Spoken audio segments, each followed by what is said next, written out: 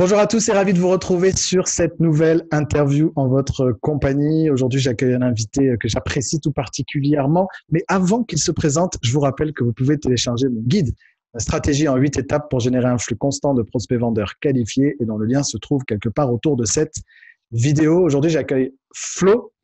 Florian, est-ce que tu peux te présenter pour les gens qui ne te connaîtraient pas? Il n'y en a pas beaucoup, mais il y en a qui sûrement qui ne te connaissent pas encore. Merci, salut Sébastien. Moi, je suis Florian Mas. Je suis le cofondateur d'Immobilier 2.0. Immobilier 2.0, c'est un média pour les professionnels de l'immobilier qui justement s'intéressent à tout ce qui est marketing, technologie, communication, innovation. Ça fait 10 ans qu'on fait maintenant une veille étroite sur toute l'industrie immobilière en France, en Belgique, en Suisse, au Québec, en Amérique du Nord, et puis qu'on retranscrit tout ça sur Immo2. Donc, tu es à l'initiative de ce projet, de cette entreprise avec Vincent Le Camus, qui Ouais, tout à fait. j'ai interviewé aussi sur cette chaîne au mois de décembre. Yes. Je voulais te faire venir là. Je me suis dit, parmi toutes les thématiques qu'ils abordent et toutes les compétences possibles, quel est le sujet qui peut à la fois intéresser les conseillers immobiliers qui vont nous regarder et qui n'est pas encore été traité ici. Et je pense que, parce que c'est aussi un sujet qu'on a abordé un petit peu ensemble lors d'une table ronde pour Radio Imo lors du dernier salon Rent, qui est maintenant qu'on a acquis le fait que les conseillers immobiliers devaient avoir une forte présence digitale et que la prospection digitale devait s'assumer comme telle en complément de la prospection de terrain, le réseau social qui gagne en maturité aujourd'hui maintenant et sur lequel de plus en plus de conseillers immobiliers commencent à se mettre, c'est Instagram. Est-ce que tu permets qu'on parle de ce sujet-là aujourd'hui et qu'est-ce que tu pourrais nous dire à ce sujet?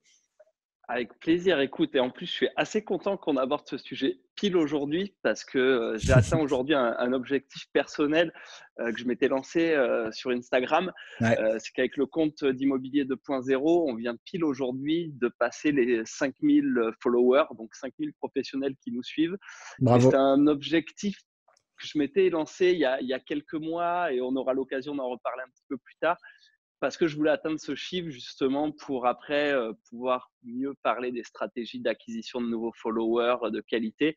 Et je pars du principe et c'est souvent le cas chez Immobilier 2.0, on aime bien tester un paquet de choses, nous les appliquer nous avant de les retranscrire aux professionnels de l'immobilier et pas être juste dans la théorie de il faut faire ci, il faut faire ça, vous allez voir, c'est super, mais nous on n'y arrive pas. Donc on fait les choses et après on apprend aux autres à le faire, donc on en reparlera un peu plus tard. Ok, donc 5000 followers depuis aujourd'hui. Si on reprend du coup la genèse, qu'est-ce qui fait qu'à un moment donné, Immobilier 2.0 a intérêt à être sur Instagram et pourquoi Instagram? Alors, nous, on y est on y est allé un petit peu par hasard il y a assez longtemps. On a la chance avec Vincent de couvrir assez régulièrement le Inman New York Connect, qui est un gros salon pour les professionnels de l'immobilier, mais sur la thématique marketing, nouvelles technologies. Là, je pense que c'est au niveau mondial un des top salons. Et puis, alors, c'était il y a combien d'années, je ne sais plus, mais qu'on était dans cette salle avec 1000 agents immobiliers et un speaker qui parle d'Instagram. À l'époque où c'était un peu les balbutiements en France pour l'industrie immobilière, on n'en parlait pas plus que ça. Puis bon, moi, pareil, je suivais, c'était le début. Puis je me suis dit, vas-y, je crée un compte pendant la conférence. Puis c'est comme ça, là, nos premières photos, on les a postées là-bas. Okay. C'est comme ça qu'on a créé le compte avant qu'Instagram soit vraiment à la mode et un vrai outil de communication. Donc un petit peu par hasard, puisque en B2B, donc nous, notre cible, c'est les professionnels de l'immobilier. C'est pas si simple à exploiter. On n'est pas blogueur, mode, beauté, machin. Tu pourrais essayer, hein, mais... Je pourrais essayer de faire un truc sur les coiffures, coupe de cheveux et compagnie. Mais je suis sûr que ça m'aiderait. Mais en plus sérieusement, on a tendance souvent à penser qu'Instagram est réservé à justement la beauté, la mode, le très beau, la motivation, mindset, etc. Souvent, les professionnels de l'immobilier se disent ouais, c'est pas pour moi, c'est pour les jeunes, moi je suis pas blogueuse mode, blablabla. La réalité, c'est que c'est pas vrai. C'est qu'aujourd'hui, il y a énormément de monde qui est sur Instagram et c'est un média où il y a beaucoup d'engagement, contrairement à Facebook, Ouais. qui est devenu un média où on poste beaucoup, mais où les gens sont là, hein, ils sont sur Facebook, il faut toujours être sur Facebook, mais ils interagissent moins. Ils sont plus là pour lire les contenus, un peu commenter, sauf dans les groupes Facebook autre chose, mais sur les pages Facebook, c'est plus en broadcast, on diffuse un contenu, il y a peu d'interaction. Mm. Là, ou sur Instagram, on va arriver à créer un engagement avec nos followers, nos prospects, nos futurs clients, nos anciens clients, etc., qui est assez hallucinant et qui permet de faire des choses assez intéressantes.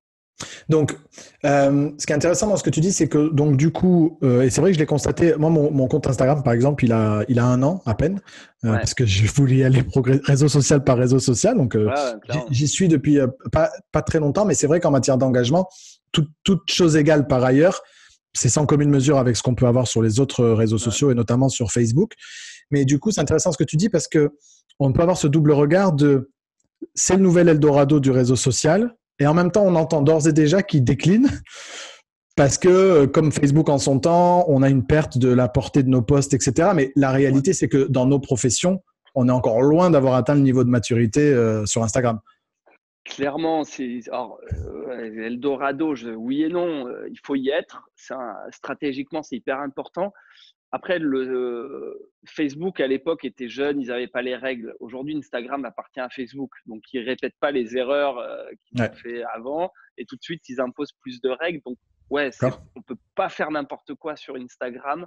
Par exemple, une chose, moi, que je déconseille absolument, c'est tout ce qui est bots qui vont te permettre automatiquement de gagner des followers, etc.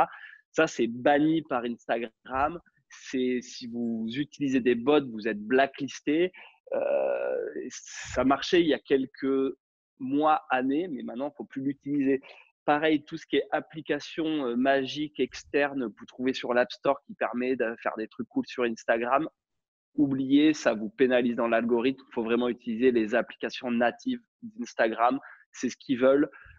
Dès que tu connectes un outil qui te permet, je ne sais pas, de voir qui t'a un follow ou quel compte ne te suit pas, etc., ça te pourrit ton engagement et ton algorithme, et t'es blacklisté en fait d'Instagram, et tu mets des mois à retrouver ta réputation.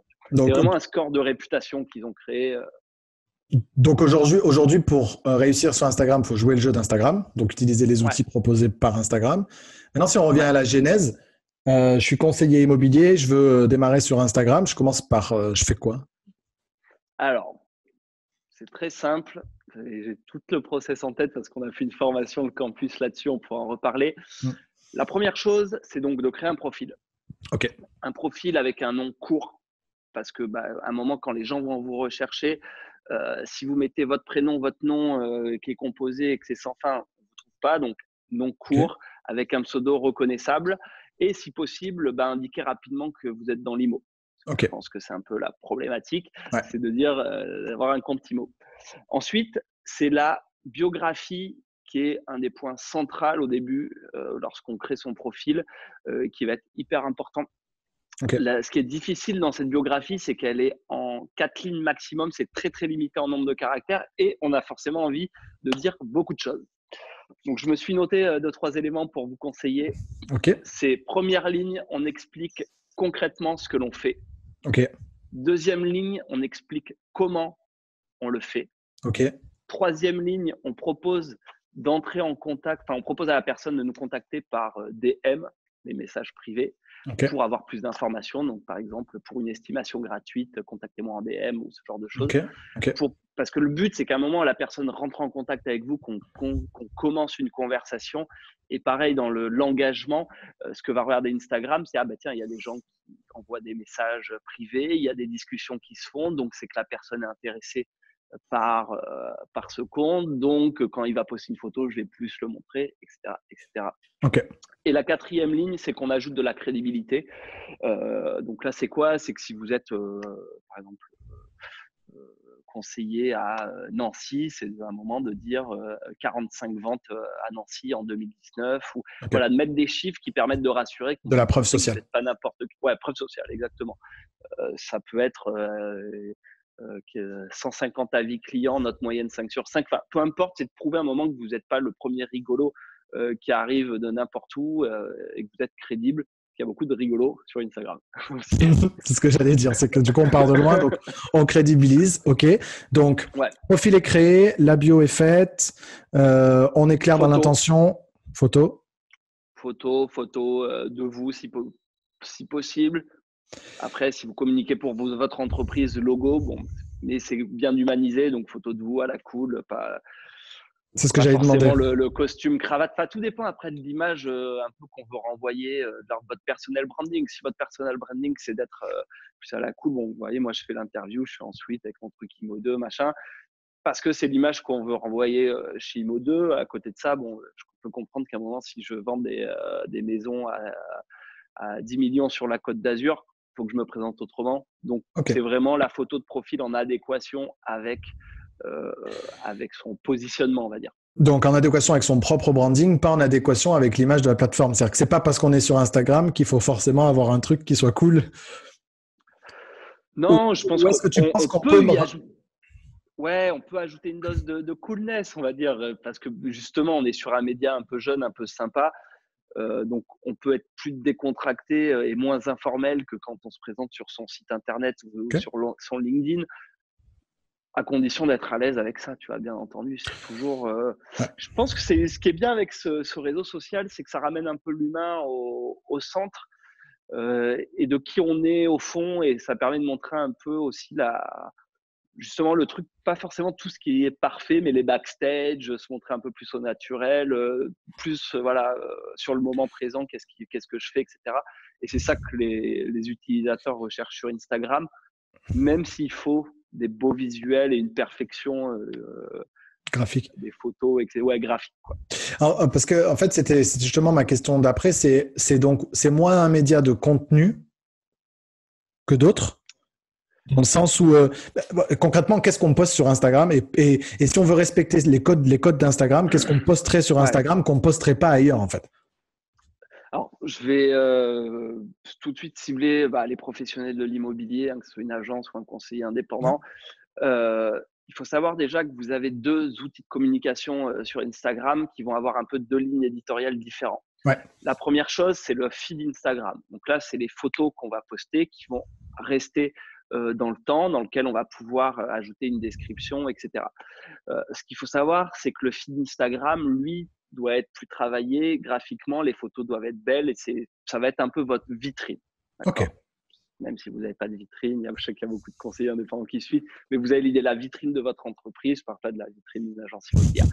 Donc là, il faut faire des choses un peu plus sympas. Donc là, généralement, les thématiques pour un professionnel de l'immobilier, ça va être votre quartier, donc une communication locale. Vous avez la chance d'habiter un quartier, d'habiter une zone que vous connaissez les restaurants, les petites rues, etc. Donc c'est l'occasion, justement, est-ce que je peux justement, avant qu'on les liste, du coup, qu'on s'arrête sur chaque typologie de publication. Là, on est donc sur une publication locale, vie locale. Ouais. Du coup, les bonnes pratiques dans ce cadre-là, est-ce qu'il y en a? Le hashtag qui va bien, la géolocalisation, qu'est-ce qu'on peut faire pour optimiser du coup? Ouais, tout à fait. C'est quand tu postes sur du local, certes, je prends la photo, tu fais découvrir un restaurant qui est un nouveau restaurant que tu as adoré, tu veux faire découvrir le restaurateur, bref. Donc, tu postes ta photo. Donc là, tu vas pouvoir, tu as plusieurs outils que te propose Instagram qu'il va falloir bien entendu exploiter. C'est déjà la description. Alors, contrairement à ce qu'on pense sur Instagram, on se dit que les gens sont beaucoup à regarder les photos. Ils lisent aussi énormément les descriptions sur les photos, contrairement à ce qu'on peut penser. Donc, une bonne description, des hashtags, bien sûr, qui est l'essence même d'Instagram. Mais surtout, on va pouvoir aussi taguer un compte. Donc, dans notre cas ici, le restaurateur qui est j'espère, sur Instagram, si c'est un bon restaurateur, on va pouvoir le taguer sur la photo pour aussi interagir. Lui, ça lui fait une pub un petit peu informelle, une recommandation. Donc, c'est top pour lui. Donc, en plus, s'il est un peu familiarisé avec Instagram, il va venir commenter chez vous pour vous remercier de la photo, etc. et puis partager des choses. Ouais. Vous allez aussi pouvoir géolocaliser effectivement la publication. Ça, l'intérêt, c'est qu'une personne après peut rechercher localement soit c'est le restaurant, mais soit je peux dire je suis à Bordeaux, je veux toutes les photos Instagram qui ont été prises à Bordeaux récemment. Donc ça permet aussi une façon aussi de faire découvrir votre profil à d'autres personnes. Ok. Donc voilà pas mal un petit peu les outils que vous pouvez exploiter sur votre feed pour un contenu type local. C'est quoi les hashtags qui ont du sens dans ce type de publication-là? Ça va être, alors la stratégie des hashtags, c'est un peu plus complexe. Alors l'idée, c'est de mettre 10-15 hashtags maximum, Ouais. d'avoir des hashtags très nichés, mais aussi plus généralistes. Donc quand Ok. je dis plus généraliste, c'est qu'on va aller mettre du immobilier Ok. qui ont une portée nationale, mais on veut aussi aller sur du local. Par exemple Bordeaux, mais même Bordeaux, quartier Saint-Jean, Ok. Villa T2, enfin tu vois. Donc, le but des hashtags, c'est aussi d'illustrer grâce à des mots-clés ce qu'il y a sur la photo. Tu vois. Ok. Donc, on peut être tout autant sur le hashtag géographique que sur le hashtag de la chose. Tu as hashtag villa Ouais, machin, hashtag quartier truc, ou hashtag ouais, restaurant machin, hashtag. Ok. ouais, Ok. Donc, ça, c'est sur les vraiment. Et publications puis, locales. ouais. Ok. Ensuite, Vas-y. ce qui peut t'intéresser quand tu es un conseiller immobilier, c'est de montrer quelques propriétés, je suppose. Ok. Pareil, alors, c'est pas un portail d'annonces immobilières. Ok. Clairement, les gens ne sont pas là pour avoir un flux d'annonces immobilières. C'est pareil sur Facebook, ils ne sont pas là pour être inondés d'annonces immobilières. Donc, nous, ce qu'on aime bien conseiller chez Mo2, c'est la stratégie de la propriété star. Ok. C'est-à-dire que tu postes tes belles propriétés, tes propriétés stars. Le but n'est pas de trouver un acheteur. Le but, c'est que tous tes followers se disent « Waouh, il a des belles propriétés à vendre, il a un beau marketing, il la met bien en avant. Le jour où j'ai un projet de vente, je veux passer par ce professionnel de l'immobilier. » Donc, Ok. on est plus dans une communication vendeur, je trouve, même quand même quand on poste une propriété, tu vois. Faut pas croire que parce que tu poses une villa à vendre ou peu importe que tiens, il y a un follower qui a exactement un projet de vente active sur cette commune à ce prix de vente. Enfin, tu vois, faut avoir de la chance, mais voilà, quand j'ai un projet, on voit le nombre de critères de recherche qu'il peut y avoir sur des sites comme SeLoger, Logikimo, c'est fait pour ça. On recherche là-bas. Ouais, on peut tomber par coup de bol sur une propriété cool sur Instagram, mais moi, j'y crois pas.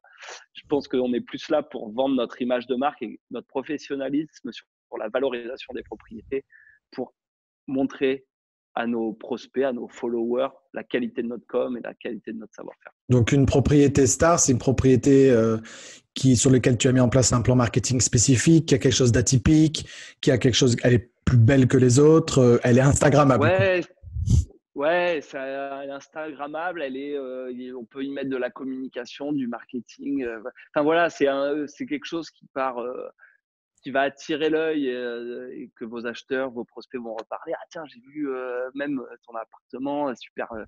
Voilà, vous en avez tous. Ça ne veut pas dire qu'il faut que ça soit une villa de luxe. Hein. Je sais que chacun a son type de propriété, mais des fois, ça peut être un détail de la C'est ça. propriété, une belle salle de bain, une belle moulure, quelque chose un peu qui a un cachet un petit peu différent et qui permet d'aborder un angle un peu différent sur une valorisation immobilière.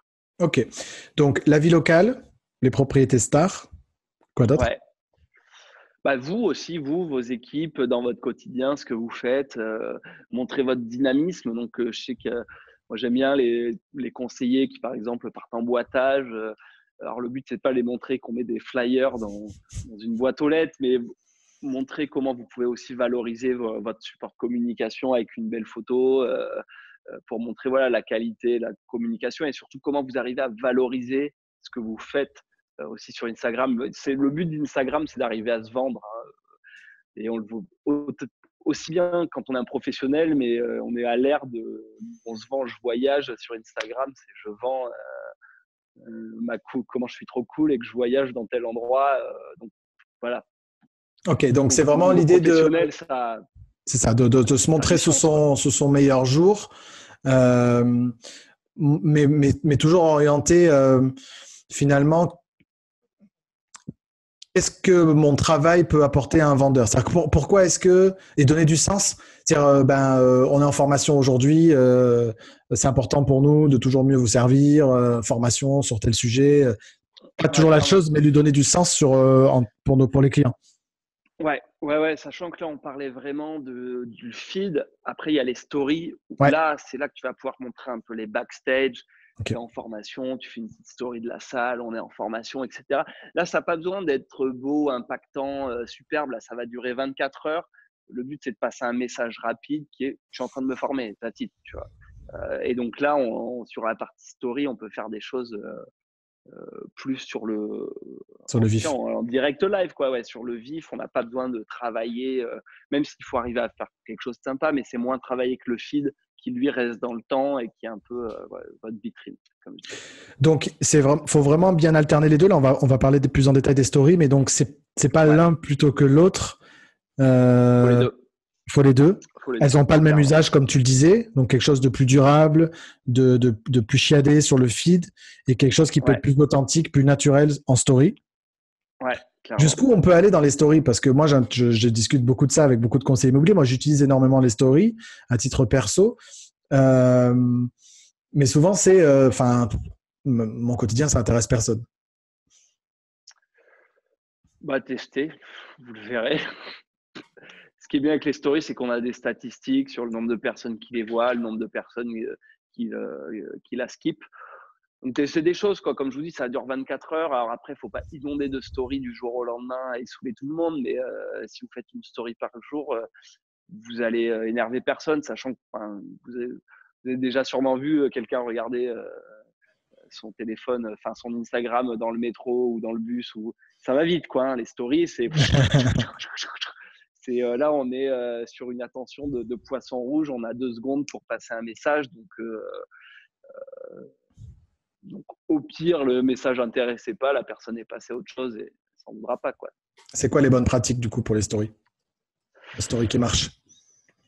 Bah, les stories qui marchent, c'est l'authenticité, je pense. Et c'est ça qui est de plus en plus dur. Enfin, qui est dur, je pense, pour certains conseillers, c'est de montrer l'authenticité, la face cachée, sans. Enfin, faut être soi, quoi. Donc, les gens ont peur de se dévoiler parce que, bah, quand on communique quand on a une communication business corporate, c'est très cloisonné. Et là, on montre l'envers du décor. Des fois, bah, on est mal coiffé, il y a le truc, il y a le machin qui va pas, on n'aime pas notre voix, on n'aime pas si. Faut passer haute, quoi. À un moment, de toute façon, si le mec il n'aime pas ta voix sur Instagram, il va pas acheter une maison avec toi parce que tu vas devoir faire 30 minutes avec lui, tu vas le saouler avant. Donc, enfin, faut être logique dans le truc et vous allez qu'en fait, ce qu'on s'aperçoit, c'est qu'on crée tout de suite un lien de proximité avec des gens qu'on n'a jamais rencontrés et que vous allez rencontrer pour leur projet de vente et puis ça va se faire tout naturellement et de façon plus simple parce que en fait tous les jours ils voient votre truc passer, quoi. En plus, c'est un outil qui peut laisser exprimer sa créativité. On peut quand même faire énormément de choses en story. On peut vraiment bien s'amuser, on peut bien Ouais, s'éclater. vous pouvez faire ce que vous voulez, je vous dis, bon, après en respectant la limite du raisonnable, mais même je pense qu'on pourrait même envisager des trucs, il y a pas de il y a moins de limites que sur son site internet ou sa com ou son flyer ou son boitage, enfin où on peut, là ça reste corporate, quoi.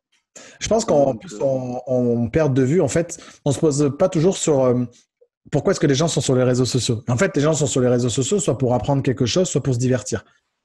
ouais, Et donc finalement, typiquement, bah, le feed et les stories peuvent répondre tout à fait à ces deux sujets-là, en sachant que le divertissement, tout le monde y met ce qu'il veut derrière, mais en gros, c'est pas trop se prendre la tête et passer rapidement, consommer des choses qui peuvent être drôles, qui peuvent être sympas, juste à ouais, regarder.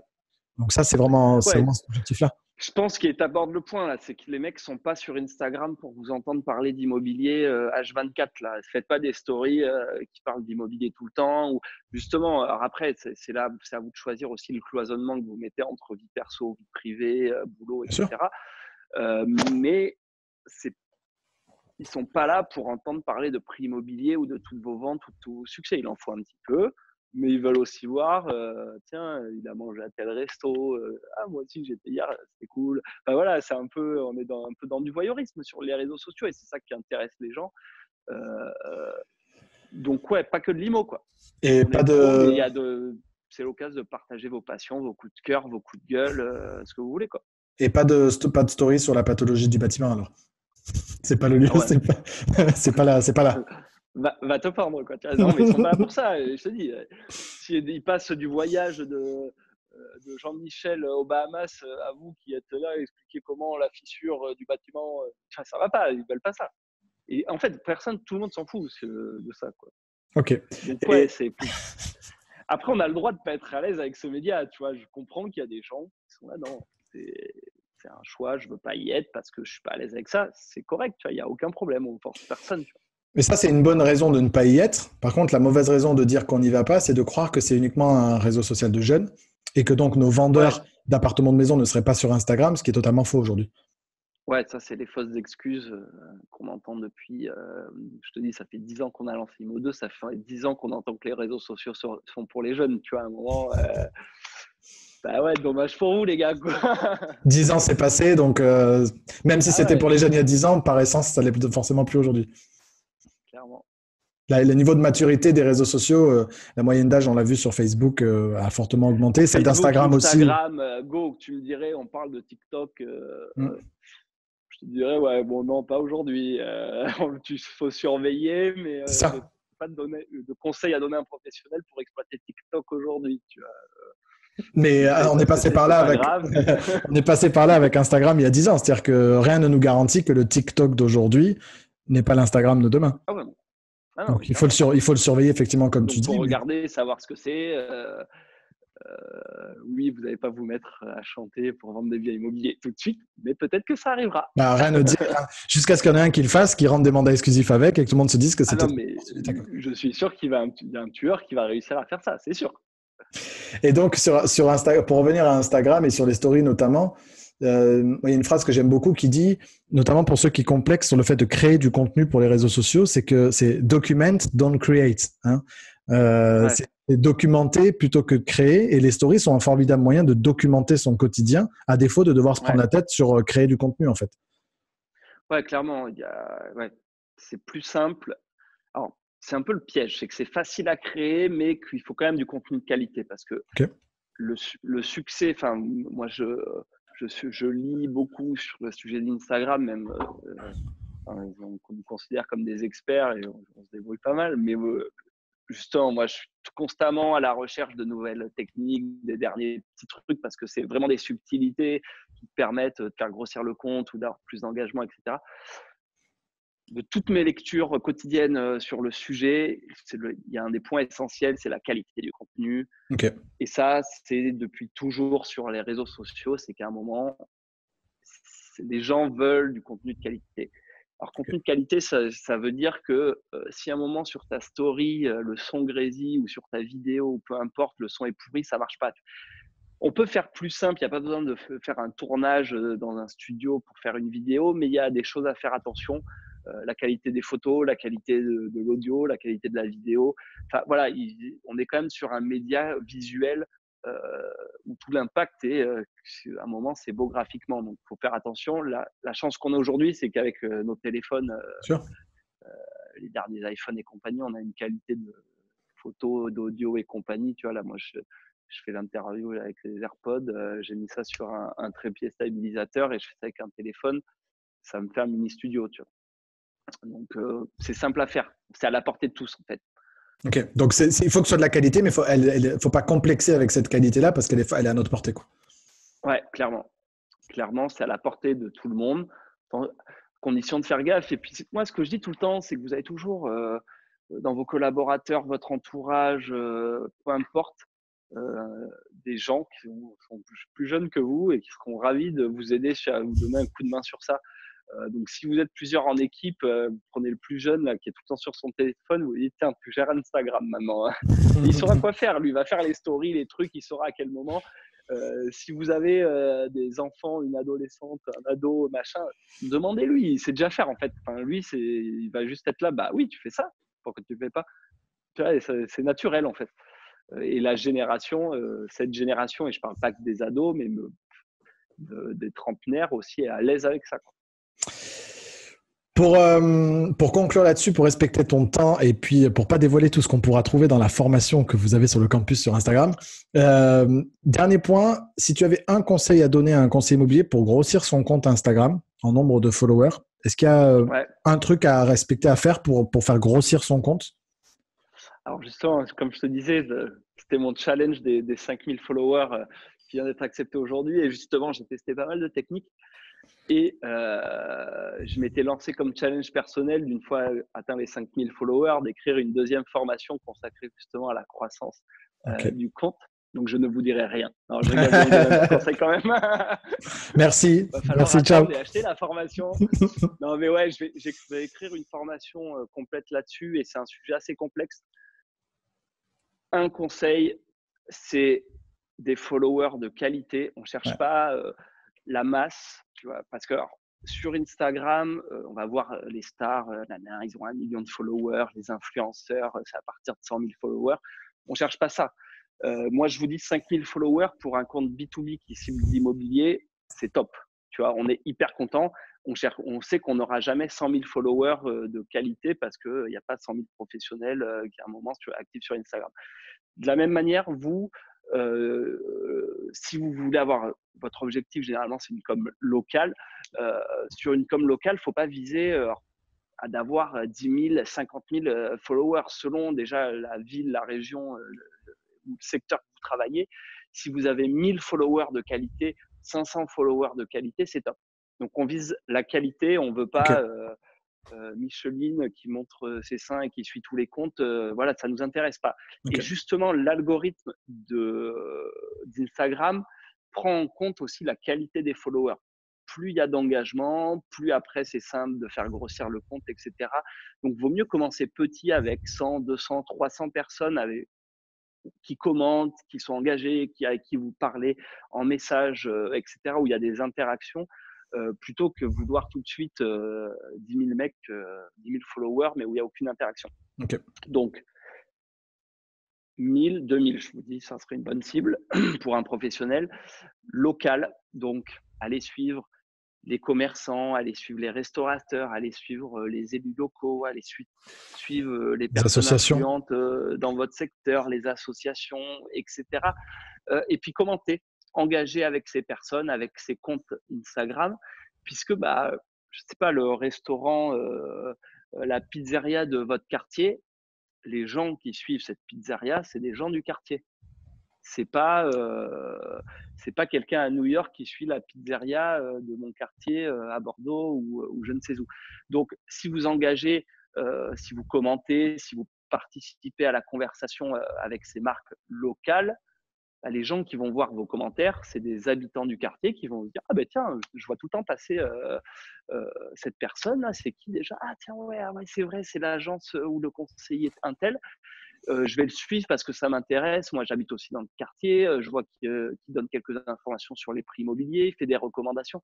Bref, c'est comme ça qu'organiquement, on va grossir un compte. D'accord ? Il n'y a pas les techniques secrètes pour avoir 1000 followers en 2 jours. Ça n'existe pas. Moi, j'ai tout testé. J'ai créé des faux comptes, j'ai testé de l'automatisation, des bots, j'ai testé des milliers de trucs. Ça n'existe pas. Et tous ceux qui vous vendent le succès facile et en un éclair en payant, c'est vous qui vous faites avoir. Donc, la clé, c'est vraiment l'engagement auprès de la cible que l'on cible. Donc, en l'occurrence, pour un conseiller immobilier de l'hyperlocal, aller engager dans ce qu'on avait tendance à préconiser sur Facebook, il y a encore, aller dans les groupes Facebook, aller dans… Là, c'est encore plus local, encore plus ciblé parce que c'est la clé de l'algorithme d'Instagram, c'est l'interaction. Donc, l'interaction, c'est la personne, elle me like, elle commente, elle interagit avec ma story, c'est-à-dire que j'ai mis un sondage, elle a voté, elle m'a envoyé un message privé. C'est toutes ces multi-interactions qui vont faire que Instagram va pousser votre contenu. Tout simplement parce que le seul enjeu d'Instagram, c'est que la personne, quand elle range son téléphone dans la poche, c'est que 3 secondes après, elle le ressort pour voir ce qui s'est passé sur Instagram et elle veut pousser le contenu qui va recréer une interaction. Parce que ces mini-interactions, ça a été étudié par des psychologues, ça rend complètement addict. Donc, ils cherchent qui c'est qui me rend leur utilisateur addict et donc qui participe à leur système. Donc, tout est là-dedans. Donc, si on veut rendre addict nos prospects potentiels, on développe un compte Instagram et on va suivre la formation pour développer son compte Instagram sur le campus Immobilier 2.0. Ouais, Bah ouais, écoute, ouais, c'est l'occasion d'en parler un petit peu. J'ai oublié d'en parler. Donc ouais, avec le campus, nous, c'est une plateforme de formation e-learning auquel tu participes. Tu as des super formations aussi.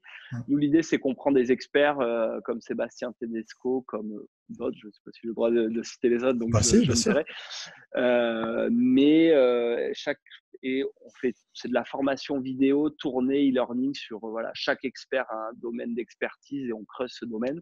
Ouais. Sur Instagram, c'est moi qui anime parce que c'est moi ça me fait triper. Et chez Imo2, c'est moi qui tripe sur Instagram.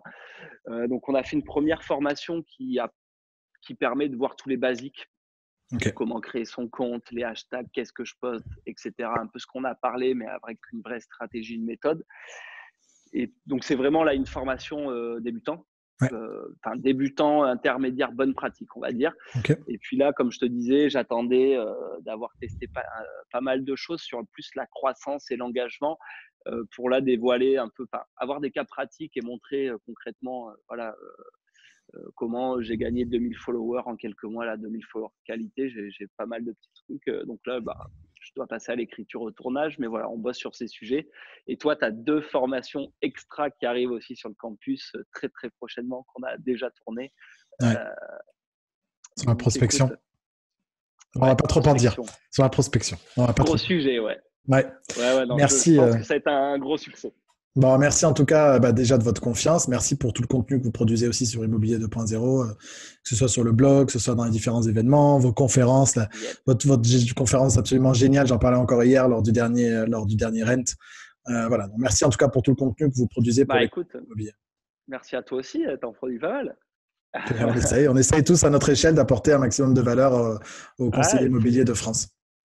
C'est du job. Mais il y a de quoi faire. Donc, on vous mettra bien évidemment en descriptif de cette vidéo tous les liens vers le campus d'Immobilier 2.0, vers cette formation sur Instagram pour que vous puissiez démarrer pour ceux qui veulent démarrer ou peut-être bientôt dans les semaines qui viennent apprendre à faire croître encore plus votre compte Instagram. On vous met tous les liens pour en savoir plus en descriptif de cette vidéo. Ouais, il faut y aller, il faut tenter. Moi, au pire, ça marche pas.